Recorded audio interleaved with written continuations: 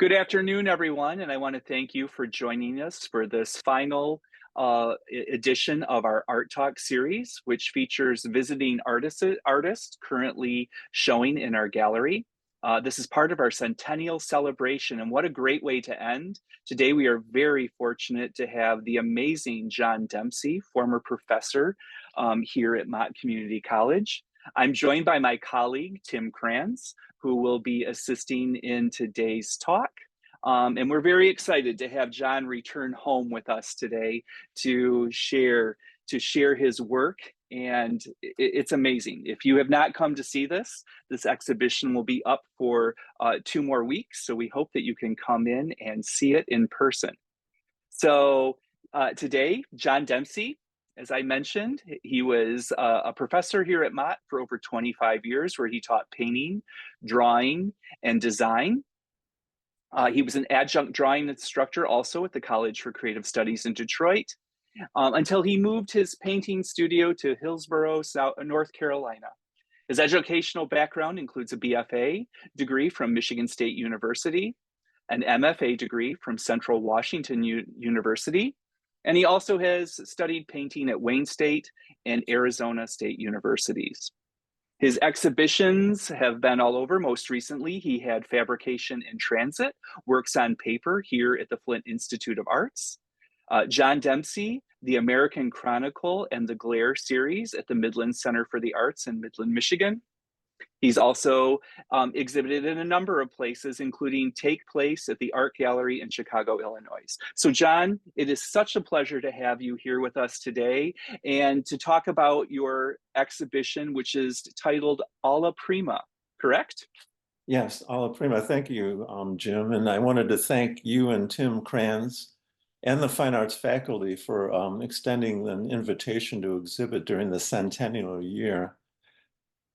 Well, this is the best way that we could end everything, John. I mean, you're like family to us, and we miss you, and we need to see more of you. So, Well, yes, I miss all you guys and Flint quite. Margot and I, my wife and I, have visited back in Flint whenever we can, and we do miss the place rather extensively. we'll have to find more excuses to bring you here. So, Say, you're always welcome to come see me, man. I miss you guys.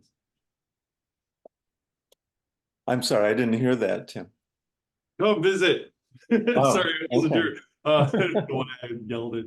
But yeah, come visit, man. I miss you guys. We spent a lot of time together.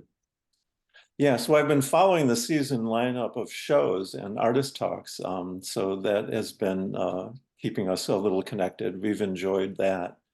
And also I wanted to thank, just at the outset, Joshua Justice, your tech support specialist, because he offered to mat and frame much of the work that's in the show, and that made it logistically possible to exhibit there at the Fine Arts Gallery. So thanks to him and his work. Thank you. He said thank you. So maybe, John, you can tell us a little bit about this exhibition and share some insights into the title and how it translates to the work, and all your amazingness. Yes, thank you. Well, we could start the slideshow now. I have some notes here that I'll be reading from as we work through this presentation. It should take maybe 20, 25 minutes and leave us plenty of time for questions or discussion as well. So the work currently on view in Alla Prima is not work that was made to be exhibited. It consists of paintings and drawings made during the painting and drawing classes that I taught there at Mott Community College, and also College for Creative Studies and elsewhere. My teaching, as Jim mentioned, was primarily focused on drawing, 2D design, and painting, and I retired from Mott in 2016, 8 years ago. So the work was in the show was done along with students during various class sessions.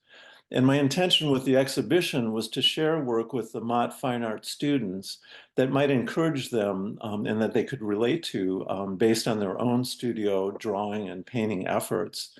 And hopefully some of the work here will reinforce their experiences. But before discussing the work in Alla Prima, I would like to show some examples of my main studio practice, which is large-scale contemporary landscape paintings. they are the focus of my studio work and exhibition activities, and it might help put the show in a little better context. So next slide, if you would, please. Okay, so first I'd like to show some work in an installation that took place at a show at Trax Gallery in Lake City, South Carolina. You can go to the next slide. And it includes some uh, installation shots from there. The Lake City is about 50 miles, I think, west of Myrtle Beach and south of Florence in South Carolina. And they have an exhibition that takes place in April there that turns the city into a gallery space similar to Art Prize. It's called Art Fields, and during April, Lake City, which is about the size of Holly, turns into like a one big gallery for around 10 or 12 days. And they have awards. It's a Southeastern regional kind of art prize. So next slide. They have renovated a number of galleries and studios there in Lake City, South Carolina. And Trax Gallery was one of the galleries where they show, exhibit artwork year round. It's two large storefronts that have been converted into gallery space. So this gives you, next slide, please, some idea of the installation there. There were 20 plus paintings, mostly large scale paintings that I have in storage here in North Carolina that I had the opportunity to show. So next slide, please. This is still Trax Gallery, Lake City, South Carolina, down in the low country where the swamp fox, Marianne Francis, hung out. Next slide. And just to give some scale, and then I believe one more slide in this series. Okay, so next. Thank you. So this is, as Jim mentioned, also Fabrication in Transit. This was an exhibition that the FIA put on in their graphics gallery, which is the gallery next to the library in the museum there. And it was work dedicated to work on paper. It covered work from as early as 1981, 1982. So I dug deep, and it mostly showed installations of the interiors of factory and like factory interiors and such. So next slide here. This is an installation shot of Fabrication in Transit. This show came down in January. Next slide. And then another installation shot. And then finally, one more, if you would, please. Or one, actually, another one. So this is shows the interior of GMAC Flint that was taken in the 1980s or so. It was a large-scale watercolor. And the show Fabrication in Transit consisted most of more recent watercolors that I've been doing on paper that deal with industrial environment. Next slide, please. Also, I'm currently at the FIA, and I encourage students to use the FIA more often than you do because it's such a really great resource and a wonderful place. We really miss that place. The programming, the exhibitions surrounding the programming are all just really an amazing resource that most cities don't really have. I think the FIA now is certainly a destination museum, and it's probably I would argue it's the second best museum in Michigan right behind the Detroit Institute of Arts in terms of collections and programming. So it's something that you should be taking advantage of while you're in Flint studying art for sure. Currently there's a show in the Dow Gallery that's called Made in Michigan, and I believe it's up through the middle of June. So if you're interested at the FIA, you can see a piece they have in their collection. It's a show that consists of work in the collection that it was made by artists that live in Michigan or were born in Michigan or have a Michigan connection like that. So next slide. These next two slides are the last two, just to introduce you to my studio work. Those of you unfamiliar with it. And incidentally, over the last many decades, it's the work that you've seen here has been shown at Buckham Gallery over the years. This is a recent painting completed and exhibited in a show called Duet that I had with a ceramicist, Judith Ernst. And then you see her work in the slide as well. But this is called Glare number 19, Shimmy Shake. And the Glare series is a series of large-scale landscape paintings, which is what I consider these that I've been working on. And then the next slide, please.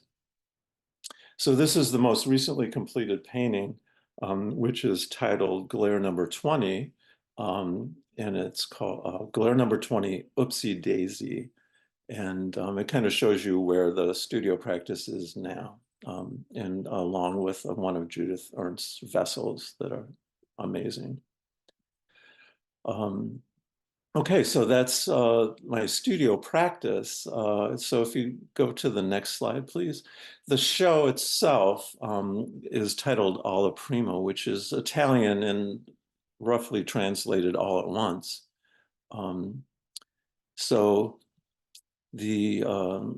Okay, so let's see. Alla Prima consists of two different types of figure studies.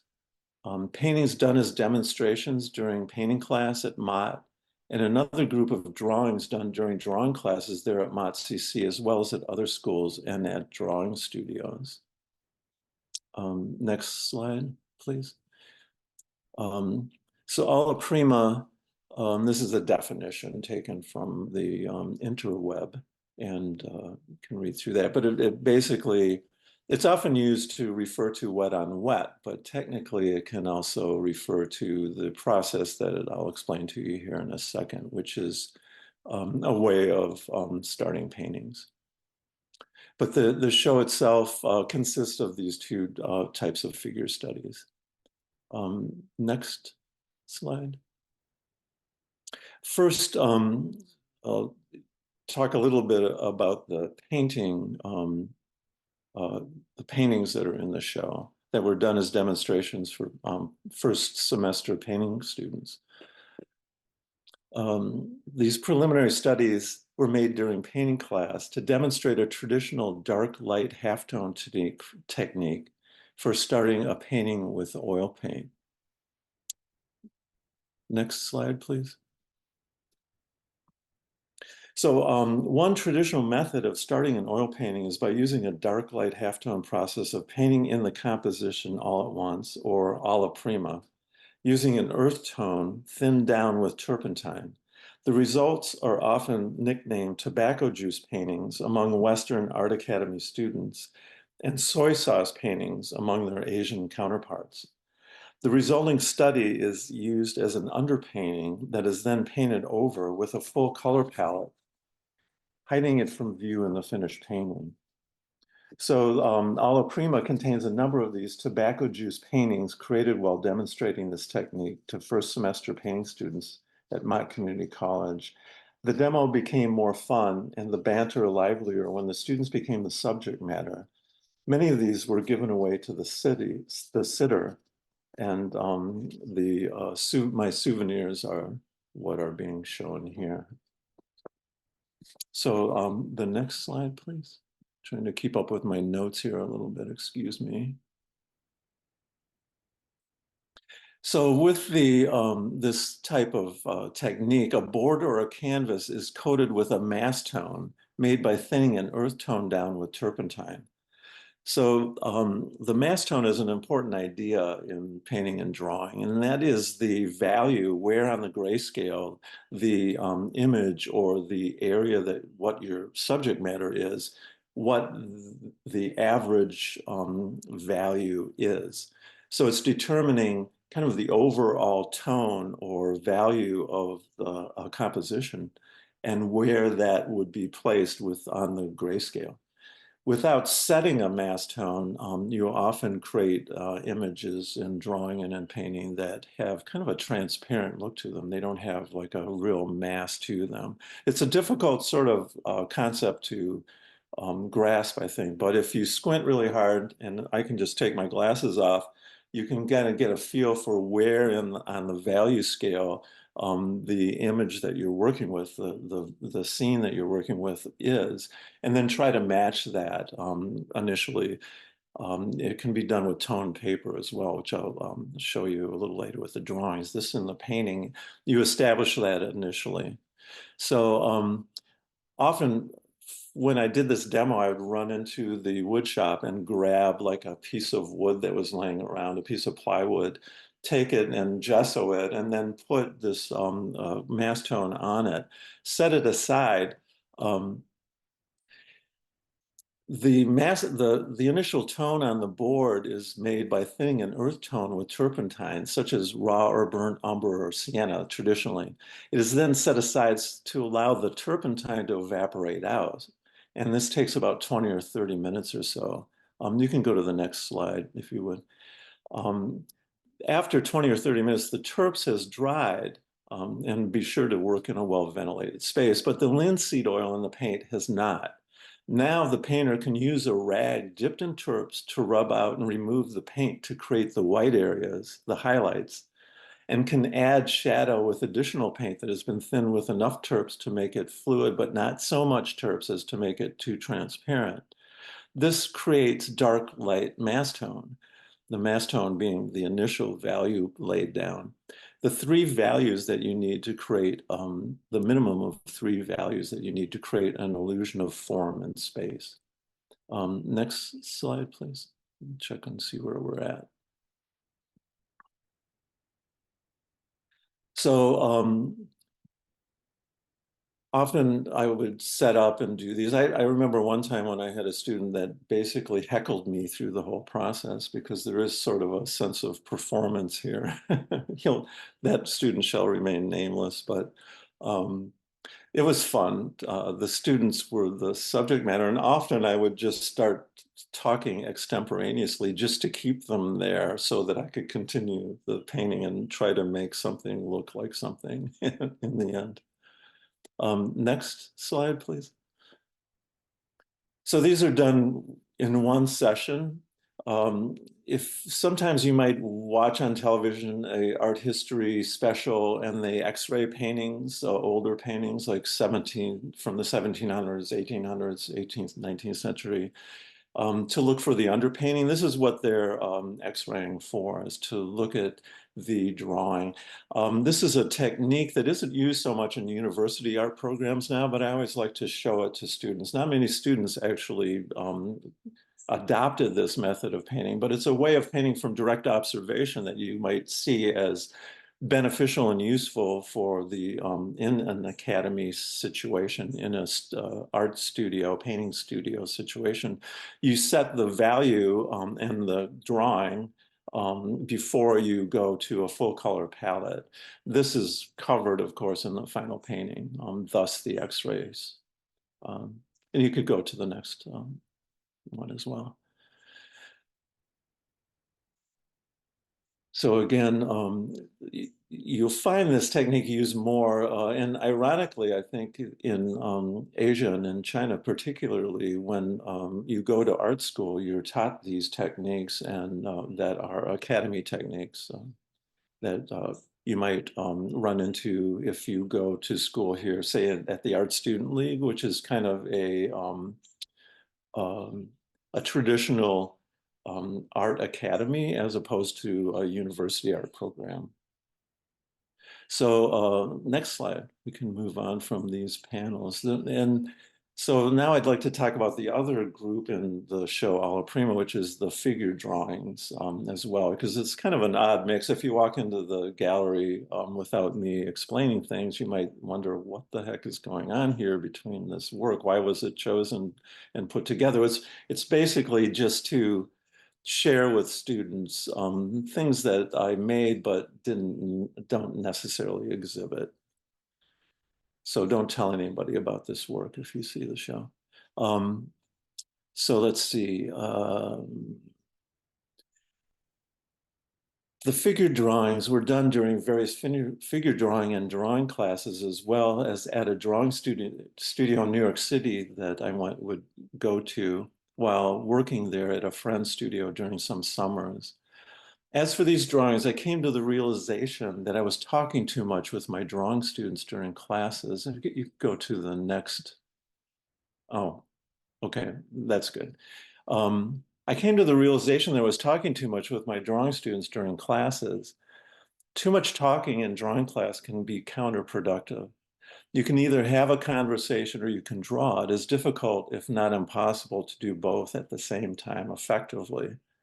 So in an effort to become a better instructor, I switched from coffee to green tea for my 8 o'clock classes, and I started talking less and drawing more along with the students during class. Students seemed to like that I would draw with them, particularly during figure drawing class. We seemed to be working more as a group that way, and students could take comfort in my own struggles and failures, which are a natural and ever-present part of the drawing process. So what is a figure drawing?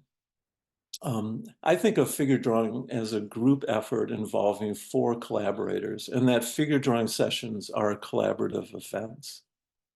Can you have the next slide, please? First and foremost, the model is the star of the show in figure drawing. They are the subject and the focus of the drawing session. The models and the instructor are the ones who should mostly drive the tone and the atmosphere for the session. The drawings that are made during any drawing session should have evidence of the feeling of that session. Although a sense of normalcy and routine should be established within the studio with rules of behavior and etiquette for figure drawing class, figure drawing remains a process of a psychologically rooted visual interpretation of the model and the moment. So next slide, please. Second, in the collaboration are the materials. The materials determine the final form of any drawing, and the materials will do what they will do. If the individual drawing is too focused on controlling the materials, that usually shows up in the final drawing.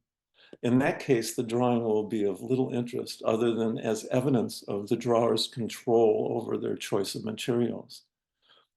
And that's entertaining. That's nice. It's nice to see drawings done technically perfectly and with a lot of evidence of time, but that's not the focus of the figure drawings in the show here.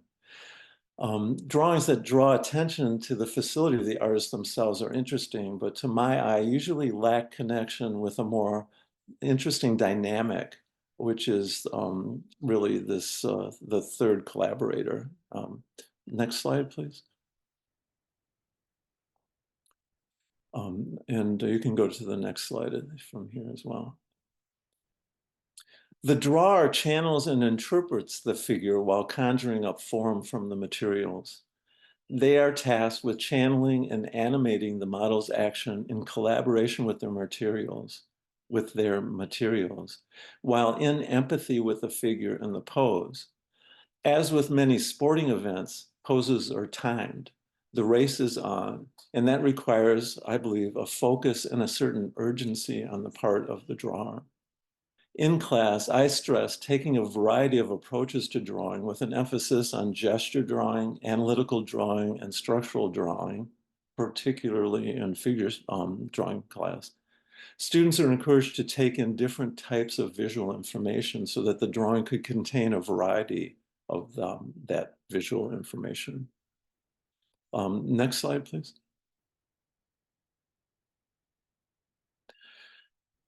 I would look through my drawings from a drawing session and keep those that reminded me of the poses happening that day in class.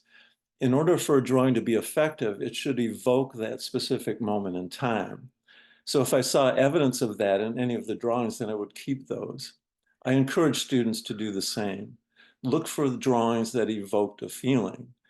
This show contains some of those drawings. They aren't meant to be finished artwork, made for formal presentation. They are more like souvenirs or notations from specific moments in time.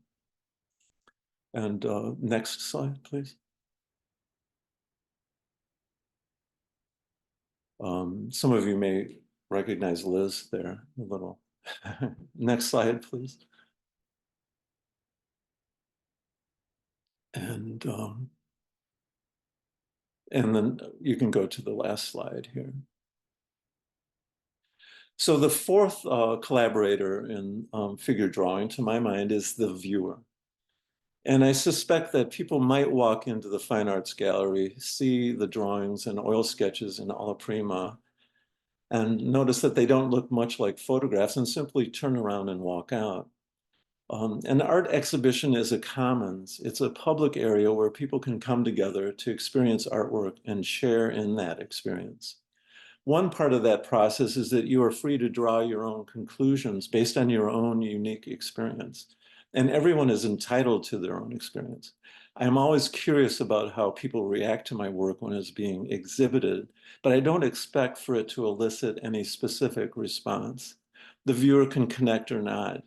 My hope is that the viewer extends an effort to try and put what they are seeing into some type of sympathetic context, but that isn't always the case.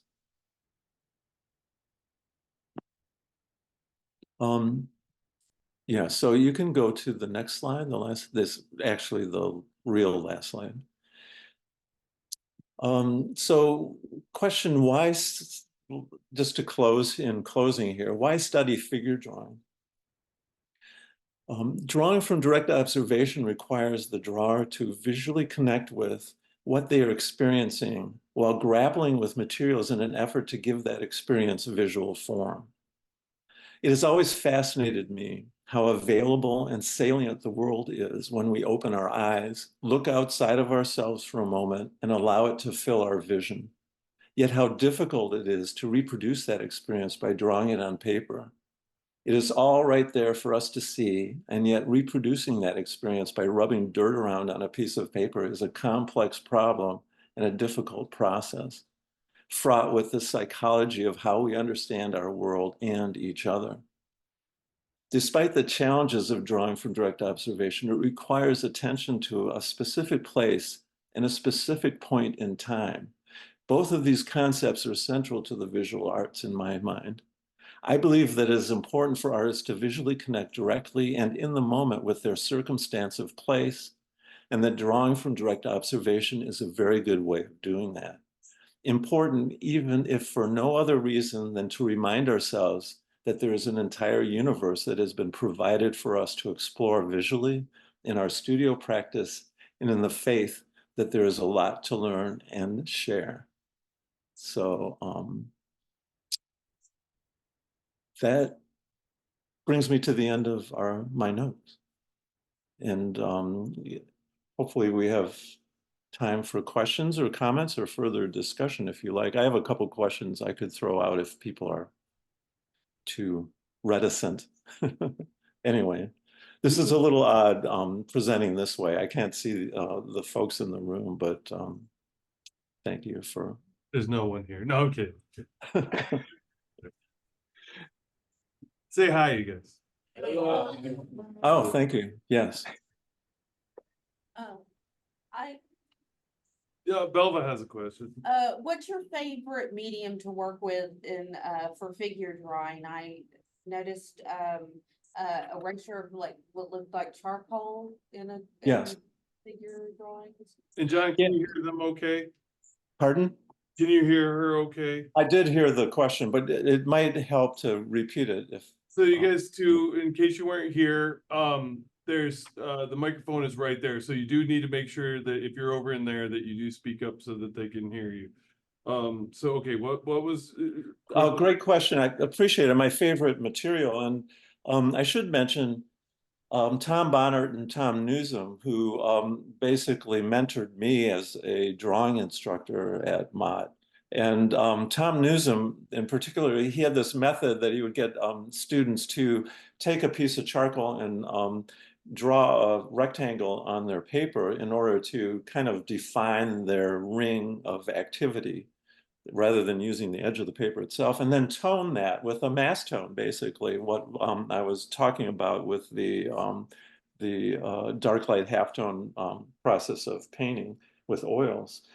And I kind of picked up on that eventually. I'm kind of a slow learner, but Tom's method would be to tone the paper. Then you can erase out your highlights and you can add in your shadows. So this is as simple as that dark light halftone. One hand you have an eraser, the other hand you have a piece of charcoal, and you can just go to town. So rather than trying to control the materials, you have kind of set up a situation to simplify the process. Hopefully I explained that well enough. It's messy. In fact, Kate Smith used to have what she called the messy method of in figure drawing, but I think that was more with paint and with wet materials. But that is my favorite way. If I'm going to a figure drawing session, what I'll do is maybe even tone a couple different pieces of paper with the charcoal and rub it out and smooth it over, and then I'm all at the ready to sit up and have a go with it. Often I'll start with pencil just to do the gesture or the initial composition, and then start in with the eraser and such. So that's a good way to do it. I hate watercolors, but I spend a lot of time with them because they tend to do what I'm trying to accomplish with those factory interiors. But I don't like have a specific drawing favorite. I know a lot of students really cling to the pencil and they like to put their hand on the paper and go back and forth like this for hours on end, which is fun, but kind of restrictive and slow. So experiment. I just want to jump in and say I love like how much you're reinforcing a lot of the good things that I try to do and try to get them to do. Oh, Just watching their faces when you say things that I say to them all the time is entertaining. right. I love it. Right. Well, you know, More questions for John? Please. We John, have I have a question for you. Oh, I'm yes, sorry. Jim. So, I had the pleasure of getting to work with you, and also being your student. Oh, But yeah. I I wasn't think going to about mention that, but it's okay. They know I'm old. So, but I think that like for me, this exhibition is just I love it because oh, I thanks. love that you were in your class, you were drawing, you were observing your students as they were working, and you're capturing those moments. And I think about like being at meetings with you, and you were always sketching. You were always sketching people. You were always doing something. Tom Um, was like that. Tom Bonner was always sketching as well. He had his Yeah, well, yeah, and notebook I think that that's such an important part. Like, I think it's that activity and always kind of perfecting and looking for those moments and capturing it. So I wonder, now that you're retired and you're I mean, I know that your main body of work are these large scale pieces, but yes. what do you do? What are you doing to practice and to always keep yourself active with your Well, practice? I do. I have the luxury of a studio in an old textile mill on the Eno River, the Eno Arts Mill. It's the Orange County Arts Commission rents out about 25 spaces, and it's like a 700,000 square foot textile mill that has like a school in it and these kitchens for a market that's near here. And I don't know what all is in there, but so I go, like I get up and I go to work. I go to the studio. It's really a luxury. Um, so I'm I'm still painting regularly. I should go to some sketching. There are a lot of like community ed situations where they have figure drawing sessions where you can actually go and pay $10 or $15, and they have models that come in and you can draw. So I should be doing that a little more often. But to answer your question directly, I don't do much. I just paint, basically. So you say like you go to work every day. What does that like? What does that mean to you? Are you going in for like you go in and spend 5 hours in the studio, or you? It's like I feel like it today. How does I mean? How does that translate? Because I think as students, right? Students struggle Right, with the balance of life, right. other responsibilities. How do I get my coursework done? But as a practicing artist, how does that discipline play into it for you to make sure you're continuously moving forward and creating new bodies of work to share? Well, I think I forget the name of the book, but someone was talking about painters, and that painters paint when the agony of not painting overcomes the agony of painting. So that's kind of a flippant answer to you, but there's kind of a balance that goes on there, and a lot of I've always painted as kind of a discipline. I always approach it as a discipline. I don't describe myself as an artist. I describe myself as a landscape painter, and I've always done that. Now, people, if you work 2 hours a day, if you actually paint 2 hours a day over a year, over a lifetime, you can accomplish a lot. Um, it sounds silly, and it doesn't sound like that much time, but like if some people spend more time exercising than they do on their art, and uh, but just I don't know. I would encourage students not to beat themselves up if they're not like spending as much time as they think they should be on their artwork, because I think that's pretty much always the case because you do have life, you have and particularly students too, you have all the student stuff. I was a graduate student and dropped out because I didn't have time to paint. With the graduate program was interfering in how much I was actually producing. And I ended up going back to grad school and eventually finishing out my degree, but in a better situation and one that was a little more conducive to working in the studio. But I don't know if that's kind of talking around what your question was, but it's always something that you work out, and but make decisions that reinforce what you're trying to accomplish with your work, and things will well work out in the long run. They should. Great, thank you. Yeah. Yes. We had a student that had a question. Hello. Yeah.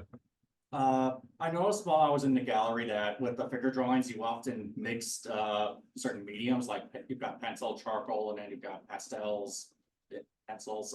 I think there was one that was charcoal pastels. Is there a reason you mix mediums like that? Is there like Um, well, just over time, I don't really, yes. Um, as an art instructor, and Tim might have this experience too, and Jim as well, is that a lot of students leave a lot of supplies behind. And so like I would collect them in a box at the end of the class and then have them there for students who come in and want to experiment with this material or that material.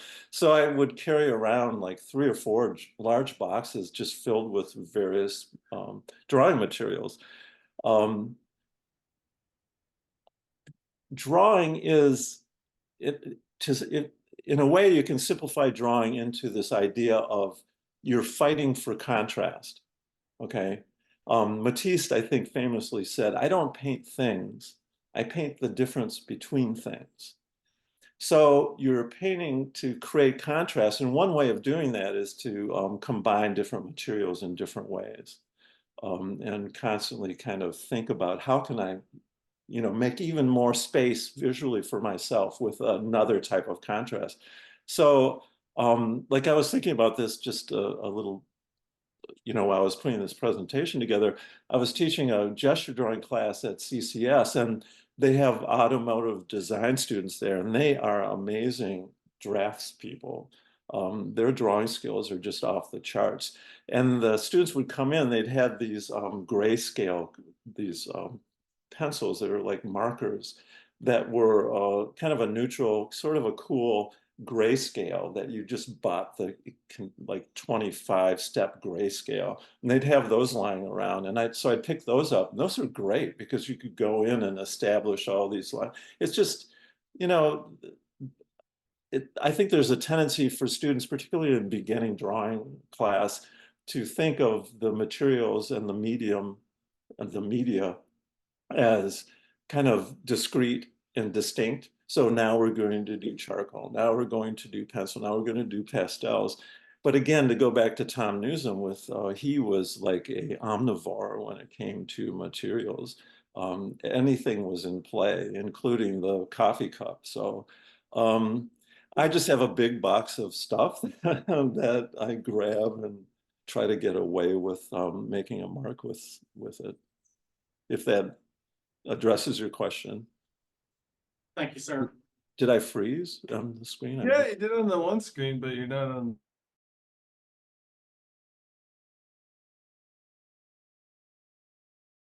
Question? None? Okay.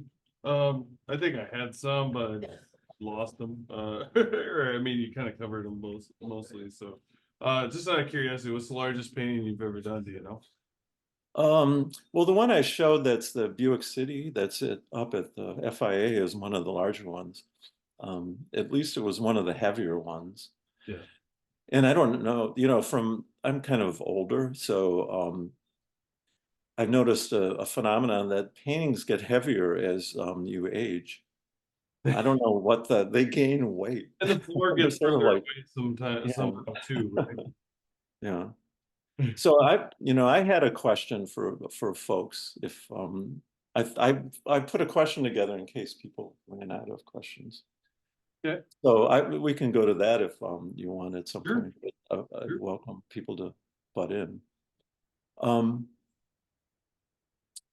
So this question is based on a couple of art writers. One, Nelson Goodman, who wrote a book called Language of Art, which is an interesting book, and another, Jason Gager, who wrote a book called Aesthetics in Painting, which is a nice little compilation of essays on painting. So I'll run through this. It's a question with a preface.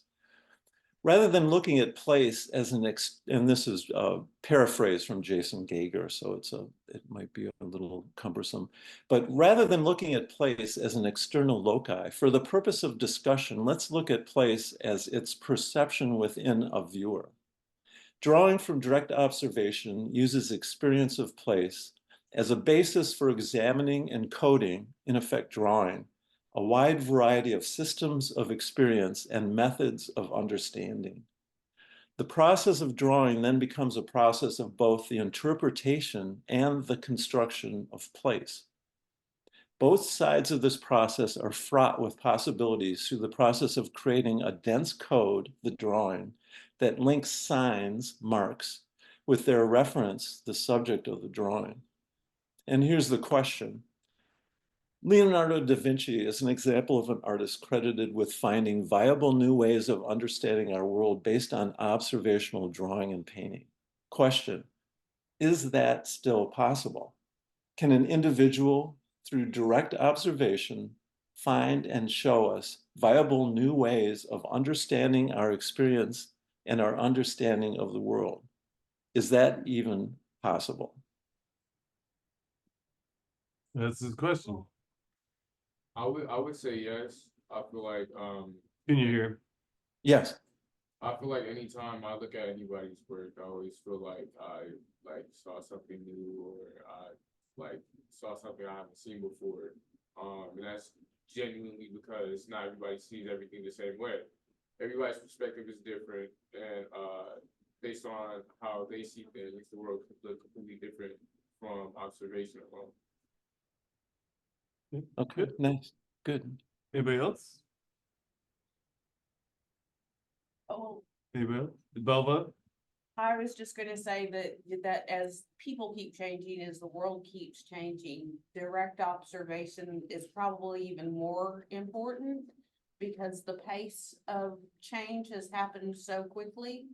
Capturing that seems as urgent, like now more urgent now that as people and things and society is progressing at such an, to me, I'm getting older, alarming pace. So there's kind of a grounding process at work, I think. maybe that's what your answer or contribution suggested to me. Nice. A grounding and, but also sort of like a set point, like markers. I guess I'm think like a historian. So I think of, of watching and observing and slowing down, having those people that can do that to capture what our feeling was at this particular point in time. How important that is, and, even more so now, or as much so now as it was then. I think I'm articulating that well, Yes. or something. Okay. John, you said you had another question to ask? No, that was it. That was my only question. What were those two books Just that you one. mentioned? Aesthetics and Painting, and what was the other one? You remember? Yes, it was Aesthetics and Painting is by Jason Geiger, Gaiger, and Language of Art is by Nelson Goodman. Nelson Goodman. I think I have that one. Nelson Goodman, it's interesting. There's some interest, if you're a painter, I think they're kind of interesting reads. They're more kind of difficult to get through with the language and such, but Yeah, we might have copies of them in our library too, because we still have all the books that we used to have in there too. So, okay, good. Thank you. Oh, I have another student has another question. I had forgotten it at first, but you talking about the book made me remember. Do you have any books that you would recommend to aspiring students or people just looking for inspiration? There's two books that I would use in painting class all the time, if I can hope I get this right. One is a brilliant essay that's the notes are longer than the essay itself, but it's, I think, a very profound piece on painting particular. It's called Perspective as Symbolic Form by Erwin Panofsky. Perspective as symbolic form. And if you think of it, just the title alone is kind of sets off a train of thought. And it touches also on this idea that a couple students had chimed in on, was that how we perceive the world has changed over time. And it doesn't mean that necessarily we have a better understanding of the world now than we had.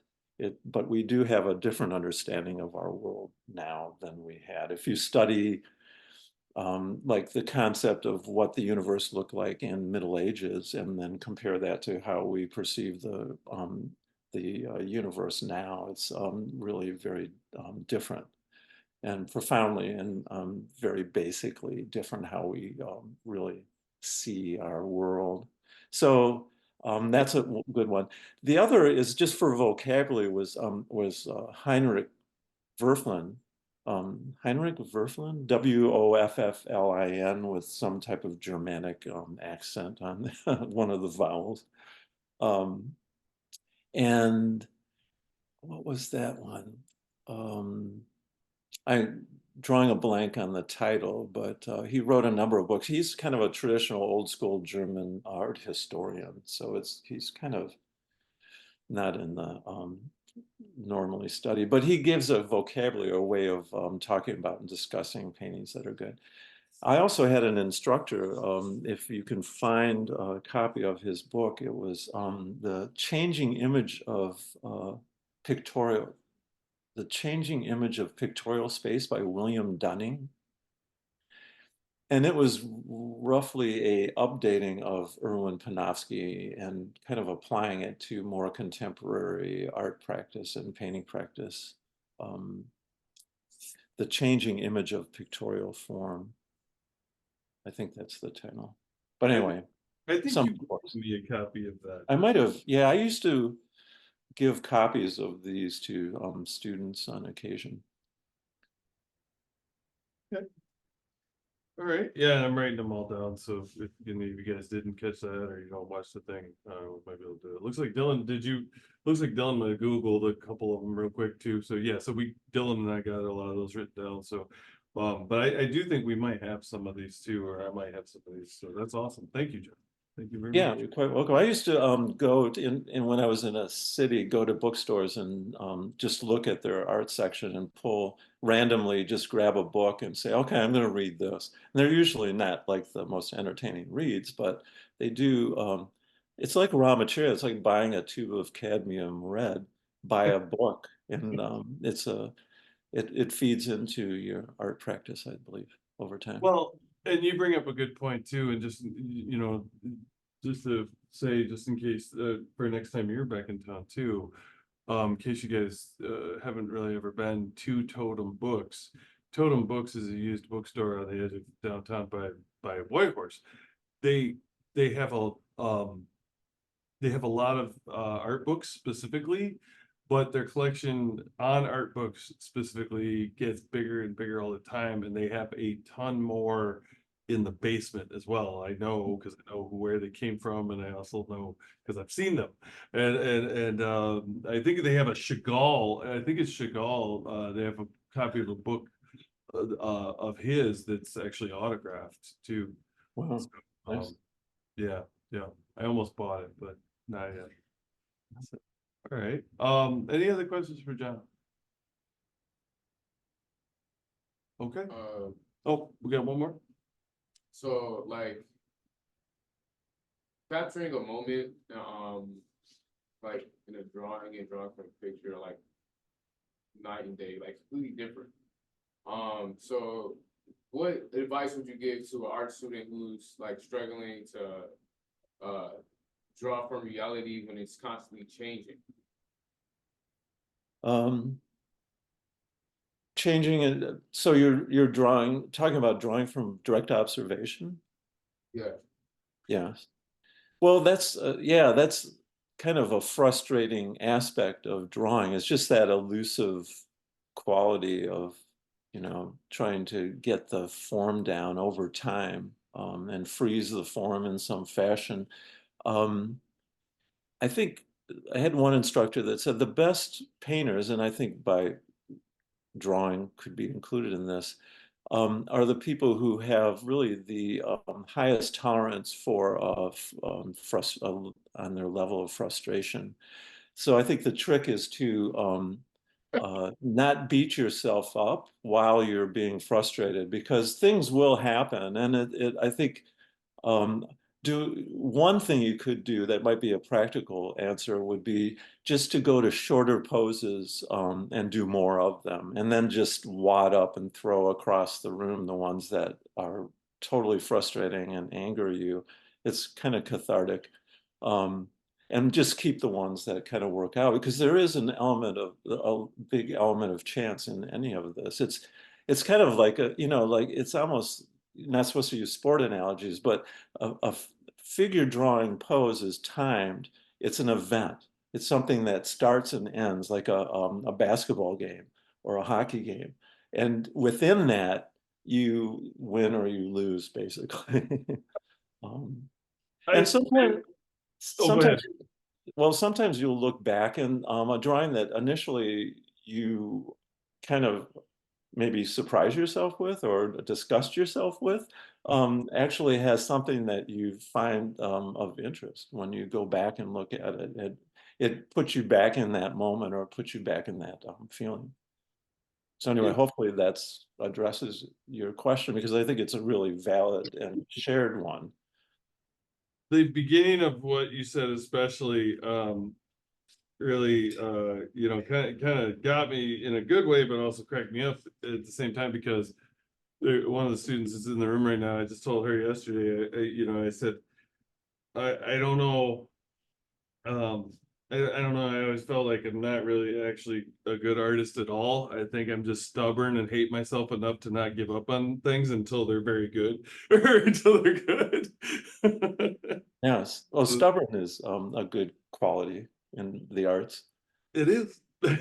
It is. I think that's one thing that, one of the many things you and I have in common is, we stick with things, or we try our best, and we both, John and I both have a similar past with grad school, and John, I've said a lot of things to you, and I know we got to wrap this up soon, but I just want to say One thing I don't know if I've really ever said to you is, when I went through my grad school issue, I came back to the places that I had gone to grad school or to undergrad and talked to some of my mentors. I think I was either wanting approval to, walk away or approval, stay walked away or to go back.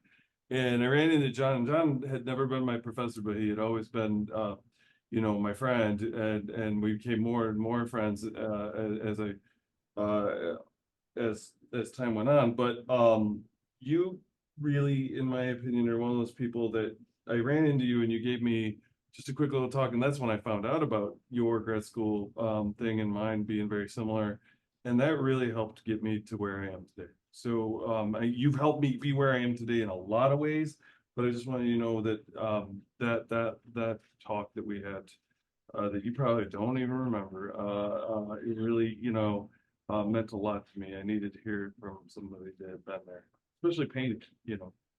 So thank you. Yeah, well, I appreciate it. And I think people should seek out, you don't need that much support to keep going, but you do need support. So, there are people that will do that.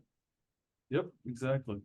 Was I sober You were when that working, conversation took so probably not. No. So it was here. It was here. Probably so. I had ran into Tom Bonner, and he had said some things, but I think he also was like, get off the, S or get off the pot, right? So, and but yeah, you just kind of told me your story, and so I really appreciate it. But yeah, you guys, John and I have a very good friendship, and I miss you being around here. I really truly do. And so anyway, John, anything else that you would like to say? Well, I miss Flint. I've had a studio there for decades down in Buckham Alley. Last thing I'd like to say is, well, congratulations on the upcoming student show. The Buckham Gallery is having its 40th anniversary exhibition next month as well. So after you go to your opening, you can swing by and check out some Flint history for the art scene, the downtown art scene, as it were. But just thank you again for the opportunity to exhibit. Hopefully the work is received in the spirit that it's shared. And best of luck to everybody. And I appreciate you listening to my little rambling here. Absolutely. And you're showing in the Buckham show, right? I have a small painting that I dropped off with Michelle when I was there last fall. I'm showing as well too, so it's good. Oh, good. Nice. Yeah, John and I both are we're a big part of Buckham Gallery. Most of the founders of most of the founders of Buckham had something to do with mod as well too. So And the students at Mott Community College were always rather directly and deeply involved with the Buckham. It's a little different now, but still it's another resource like the FIA for folks. But anyway, thank you. I had work as a student at Mott. We had our student show at Buckham a few times, and my work was there. That's how I got familiar with Buckham. So, all right. Well, yeah. Thank you very much, John, as always. And I'm going to read notes if you guys can't tell. I want to thank Brian Williams and the entire media services team for their behind the scenes magic to make today's live stream possible, and Josh Justice, our gallery coordinator, who is celebrating his 1 year anniversary as a Mott employee, for working with our artists to schedule these talks. We would like to invite you to the opening of the 66th annual Student Art Show on May 17th at 6 p.m. here in the Visual Arts and Design Center. It's an amazing display of our students and their talent, and we hope you are able to join us. John, thank you again for spending time with us today and for sharing your insights and stories into your amazing work. And the exhibition, do not forget, everybody, the exhibition will still be up until Friday, April 26th. So thank you, John. Thank you so much. And Quite please, welcome. I should call you in a few days. We should talk. So Yes. goodbye, everyone. Thank you for joining us today. So thank you. Bye, John. Thank you.